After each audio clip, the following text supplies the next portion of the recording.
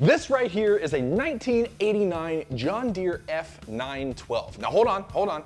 Before you go changing the video, let me just take a second to tell you that this is a super significant mower. Not to sound old, but they truly do not make them like this anymore. So give me a chance to tell you just why this thing is so cool. Thank you so much for tuning in to Farmhead TV. Let's look at some sweet old mowers, shall we?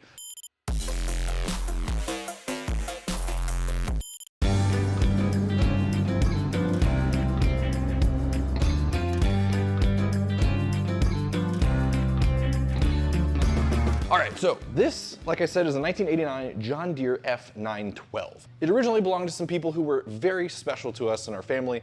These are people who always bought the absolute best. And this vehicle right here truly reflects that mentality. This is, quite honestly, one of the best mowers that money could buy, if not the best, in the late 80s, early 90s. So in a second here, I'm gonna go ahead and give you guys a tour of this entire vehicle.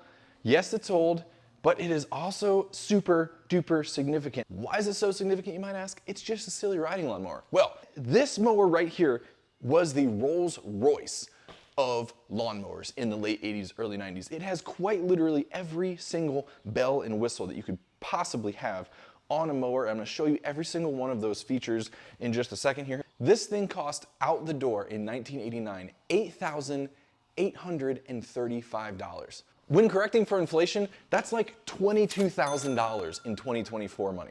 So you could either have a Honda Civic or you could have this mower. Pretty crazy when you put it in those terms. So let's go ahead and take a tour of this bad boy. Now I know what you're thinking, David, how special can a riding lawnmower be? Well, let's go ahead and just take a quick look around this puppy. So obviously, very unique architecture compared to what we see in today's day and age.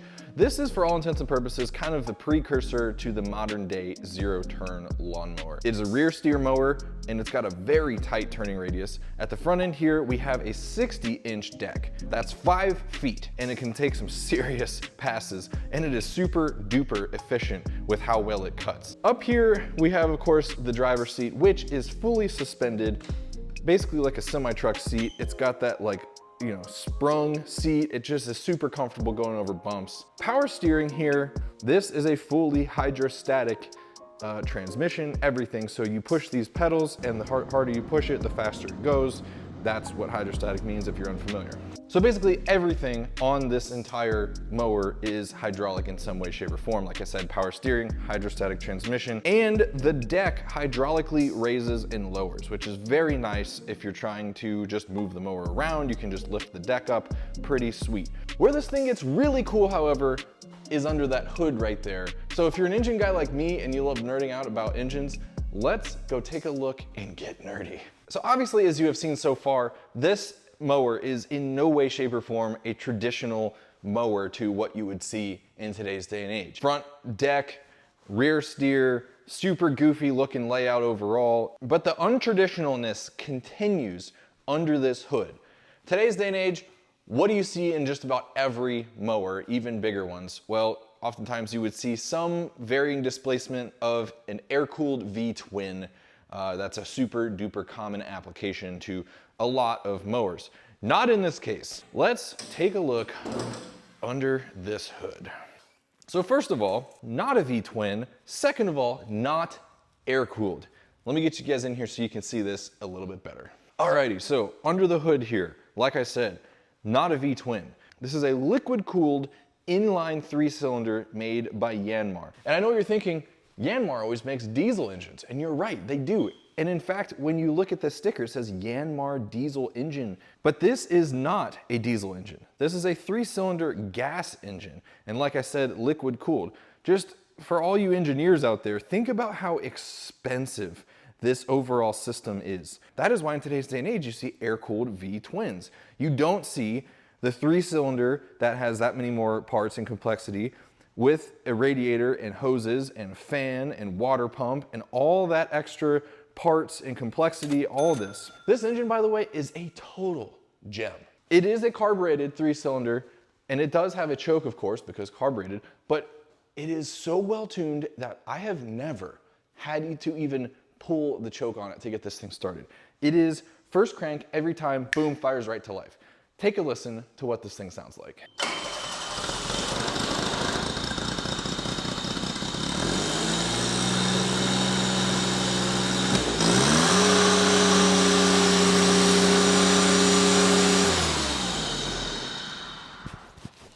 That was cold, and as you heard, that thing just fired right to life. And sure, it had a bit of like a lopey idle. It just kind of does that when it's cold. It's a carbureted engine. But when you crank this thing full throttle, it just lights up and is so freaking smooth as silk. So anyway, as you can see, and as you can tell, this is a very unique, very special mower. And we need to do some maintenance to keep this thing running in tip-top shape. I almost didn't do an oil change on this thing this season because this thing just burns so cleanly, runs so well, and it has 1,637 hours on it, but it runs like a top, and when you pull the dipstick and look at the oil, it's super clean. There is nothing wrong with this oil. So I almost continued to run it, but I decided, okay, it's actually been a couple seasons since I've changed this oil, so let's just go ahead and do it. And while we're at it, we're gonna go ahead and grease up all the circs along the way, get this thing really nice and lubricated and good to go for the season. So with that, let's go ahead and drop the oil out of this puppy. Oh la la. All right, meow. Let's go ahead and put some oil back in the old girl. So we're not doing a filter change just because, like I said, the oil actually did look pretty good. So I'm gonna keep running the same filter, which means we need to top it up with about 2 quarts. So let's go ahead and do that. Wow. Oh. Ooh, got some oil on the exhaust manifold there. Dude, this thing, by the way, runs so incredibly hot. I think that's, I mean, first of all, it's not an air-cooled engine, not meant to be, but that's why it's got such a beefcake huge radiator, because this engine is insane. It just runs so hot, and it's got this super thick heavy exhaust manifold with the muffler right there. So after you're done running this thing, when you're done mowing, if you pop this hood, heat just like comes out of here so heavy. The other cool thing about this motor, like I said, is a 3-cylinder gas engine made by Yanmar, a Japanese company. It also happens to be 660 cc's, which, if you know anything about the Japanese car market, what else is 660 cc's? K-cars. Yes, that's right. I believe this is pretty much exactly just a K-car engine. Makes about 20 horsepower. I'm sure they could turn this thing up a little bit and make it make a little more like in an automotive application, but this is, for all intents and purposes, 3-cylinder, 660 cc carbureted engine. Yeah, this is a K-car engine right here. That is pretty cool. Well, all right, you guys, we just finished greasing up all the circs from front to back of this mower, which there are quite a few. Anywhere from the pivot points on the front wheels here to each of the bearings on the 3 blades, to the PTO output shaft bearing, to the rear linkages back here. There's a lot of them, and now that we've got those all greased up, engine oil is changed, this thing is ready to go for the season. So I hope you guys found this at least somewhat interesting. I am such a nerd and I find this stuff to be very, very cool and very interesting. Just like I said, they just don't make them this way anymore. And I think it is so neat to just look at the way this was made and how it was made right. I get why they moved away from this and why they have the 0 turns being the predominant like luxury mower these days, but I mean, how cool, nonetheless, right? If you enjoyed this video and found it somewhat interesting, please do me a huge favor and hit that like button. I appreciate it very much and it helps out my channel a lot. And please subscribe if you want to see even more off-the-wall content like this, and of course, our normal, regularly scheduled car content, which comes every week as well. So, thank you all so much for being here today. I appreciate each and every one of you. Yes, you, I'm looking right at you, and I will see you all in the next episode. See ya. Thanks so much for watching that video. If you want to see even more great Fun Ahead TV content, please click the link right here. I'll see you over there.